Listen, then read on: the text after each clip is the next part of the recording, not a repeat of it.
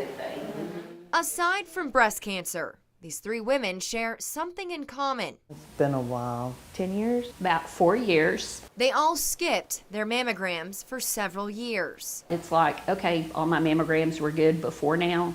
Missing 1 or 2, 3, 4 won't hurt. The American Cancer Society recommends yearly mammograms for women starting at age 40. An inconvenience. I didn't have time, and they were all good up until then.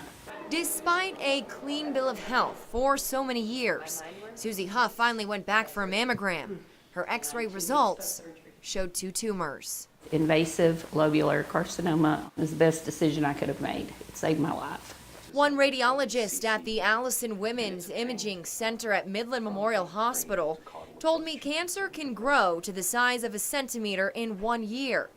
Cancer survivor Alicia Luna says she doesn't know how long her cancer was growing after skipping her annual mammogram for nearly a decade. The period that you didn't get your mammogram, was it the next mammogram that diagnosed you?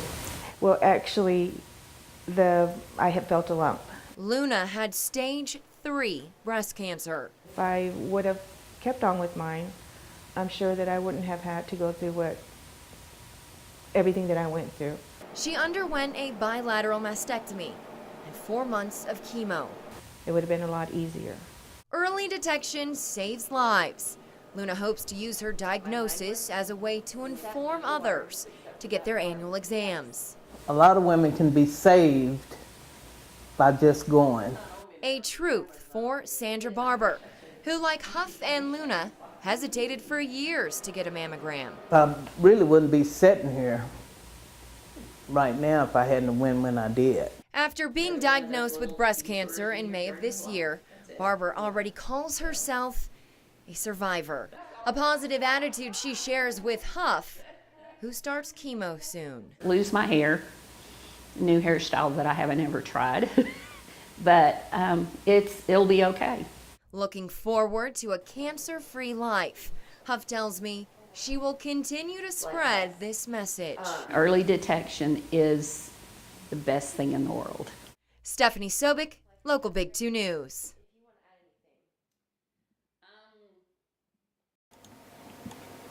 Unfortunately, our internal data here in Midland County shows that we're at about 28%. 28%. That's how many women over the age of 40 get annual mammograms. Most cancers are sporadic. Radiologist Dr. Noah Wimpy with the Allison Women's Imaging at Midland Memorial Hospital tells me his job is to find cancer early before it becomes a sizable lump or mass. If you look here, this is a mass which is about 1 centimeter. Okay? Masses like this can appear within 1 year. A study published in Radiology found women with regular screening mammograms were 31% less likely to die of breast cancer. That's huge. MMH performs several advanced screening methods. We're here to take care of patients, take care of the moms, the sisters, the daughters in the community. Starting with a mammogram. Allows us to approximate a position of a finding in 3 dimensions. Some patients will also get screened with an ultrasound, especially those with dense breasts. So that sound wave transmits through the breast and then it bounces back. The third method, MRI. It also allows us to evaluate the enhancement characteristics. Cancers take up blood differently than benign tissue, making them light up in an MRI. If at the end of all of those images and additional studying modalities I don't have an answer, then I will suggest a biopsy. But for the patients who might get a cancer diagnosis, Dr. Wimpy wants patients to know this. I think the most important thing is that it's not a death sentence. That it is something that you can be diagnosed with and that you can live a healthy, happy, productive life. Stephanie Sobek, Local Big 2 News. All right, bye-bye.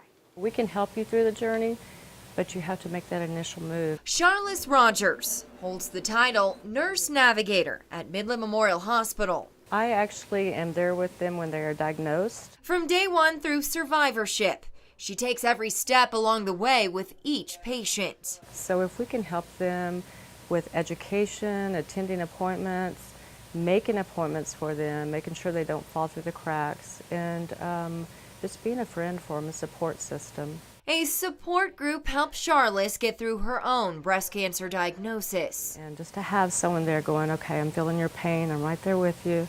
3.5 years cancer-free, Charlotte tells me she forms special bonds with each of her patients, allowing her to be empathetic. Sometimes if that patient is reacting in a certain way, it's easier to say, hey, I'm a cancer survivor, and then you just see relief over their face going like, oh wow, she's still around. Understanding patients feel the fear of the unknown, Charlotte offers them true emotional support on their journey of becoming cancer-free. Surgery, their radiation, their chemo. After the final day of treatment, Charlotte makes it a point to follow up with each of her patients. You'd be amazed on someone who said, oh, you're still thinking about me a year out. That makes me feel great. Charlotte says working as a nurse navigator comes with an added bonus. What's really rewarding is at the end you see patients you've navigated and they're going and helping people through breast cancer. Only mistake you can make is putting off healthcare. Those guidelines are out there for a reason. A message MMH medical oncologist Dr. Karen Carr wishes more women paid attention to. Lately, I've seen quite a bit of tumors that should have been addressed much earlier, months and months earlier, and we'd have had a better outcome. Some patients might see Dr. Carr right after being diagnosed. So if there's a chance that we could shrink that down and the lady get a lumpectomy rather than a mastectomy. And not to worry, Dr. Carr says treatment these days is less uncomfortable. Well, with radiation, you can get a little bit of a sunburn and kind of a odd tan.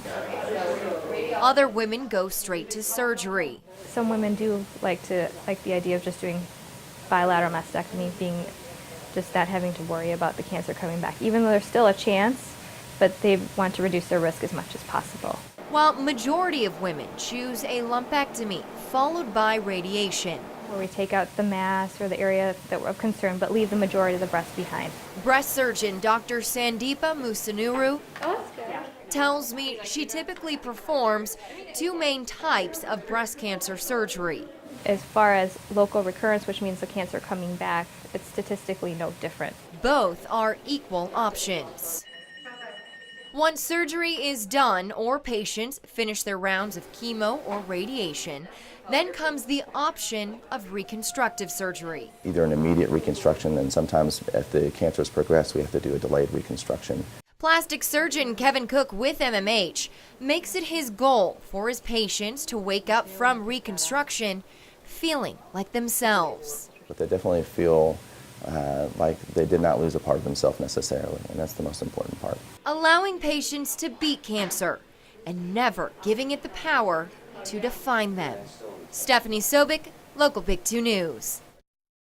I describe it as a monster invading your life. 12 years ago, Donna Cannon's doctor said the word no patient ever prepares for. Said that word.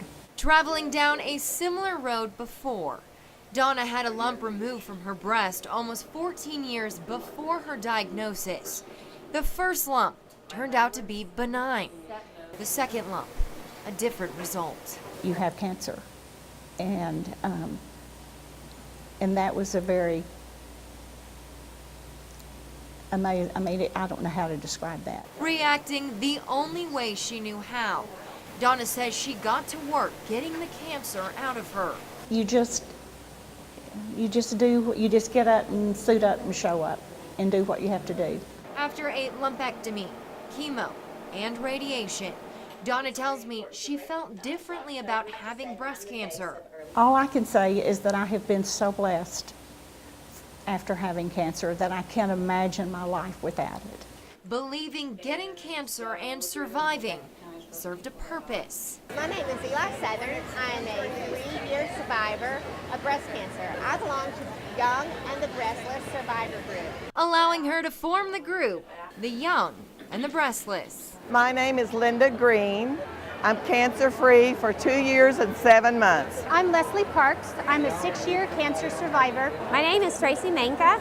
I am a 3-year cancer survivor. What started out as a lunch date between Donna and another woman diagnosed with cancer Between your chemo treatments, how about if we have lunch? And she said, oh, I would love that. has turned into a powerful support group in West Texas. Go get a mammogram. We've all been where this new person coming in has been. These breast cancer survivors meet every other week.